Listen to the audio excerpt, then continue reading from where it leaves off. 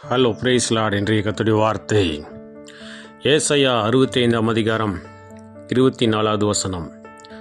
அப்பொழுது அவர்கள் கூப்பிடுகிறதற்கு முன்னே நான் மறு உத்தரவு கொடுப்பேன், அவர்கள் பேசும்போதே நான் கேட்பேன் என்று கர்த்தர் சொல்லுகிறார். பிரியமானவர்களே, ஆண்டவரிடத்தில் கேட்டுக்கொள்வதற்கு முன்பதாகவே நம்முடைய எண்ணங்களை அவர் தூரத்திலிருந்து அறிகிறேன் என்று சொல்லுகிறார். ஆனாலும் ஆண்டவரிடத்தில் கேட்கலாம் என்கிற ஒரு முடிவு எடுக்க வேண்டும் என்று ஆண்டவர் விரும்புகிறார்.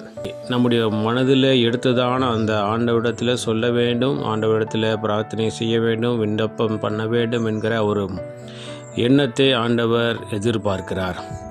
அப்படி எண்ணி நாம் கூப்பிடும்போது எனக்கு வேண்டிய இந்த உதவியை ஆண்டவர் செய்வார், எனக்கு தேவையான இந்த காரியத்தை ஆண்டவர் செய்வார், நான் ஆண்டவரிடத்தில் ஜெபம் பண்ணுவேன், ஆண்டவர் எனக்கு கொடுப்பார் என்ற ஒரு விசுவாசத்தோடு ஜெபத்தை ஆரம்பிக்கிறதுக்கு முன்பதாகவே அதற்கு உண்டான அந்த ஜெபத்தை ஆண்டவர் கேட்கிறேன் என்று சொல்கிறார்.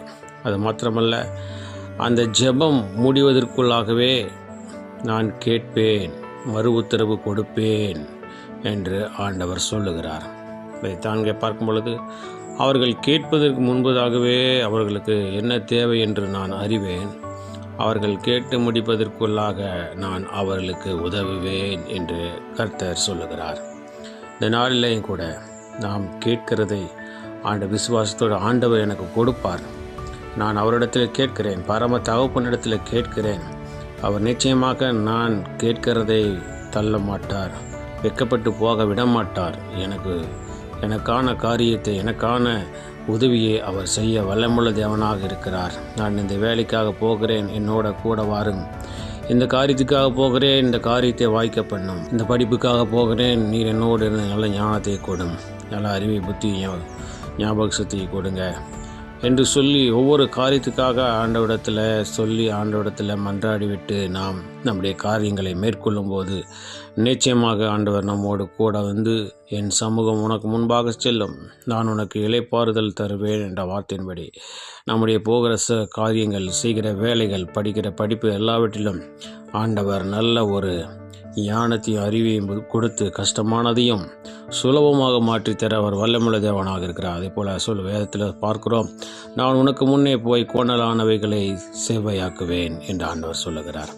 ஆகவே நாம் ஆண்டவரிடத்தில் பிரார்த்தனை செய்துவிட்டு போகும்போது நிச்சயமாக நமக்கு முன்பாக இருக்கிறதான எல்லா கோணலானவைகள், கரடு முரடானவைகள், நமக்கு முன்பாக இருக்கிறதான எல்லா சதி ஆலோசனைகளை ஆண்டவர் தவிடுபடியாக்கி சரியாக்கி சரி சமமாக்கி நமக்கு நல்ல திறந்த வாசலை கொடுக்க வல்லமுள்ள தேவனாக இருக்கிறார். ஆகவே விசுவாசிப்போம், ஆண்டவர் என் ஜெபத்தை கேட்பார், நான் கேட்டு முடிப்பதற்குள்ளாகவே எனக்கு உத்தரவு அருளுவார், உதவியை அருளுவார் என்று விசுவாசிப்போம். கர்த்ததாமே நம்மோடு கூர்ந்து பெரிய அதிசய வல்லமுள்ள தேவனாக இருக்கிறார். பிரார்த்தனை செய்வோம்.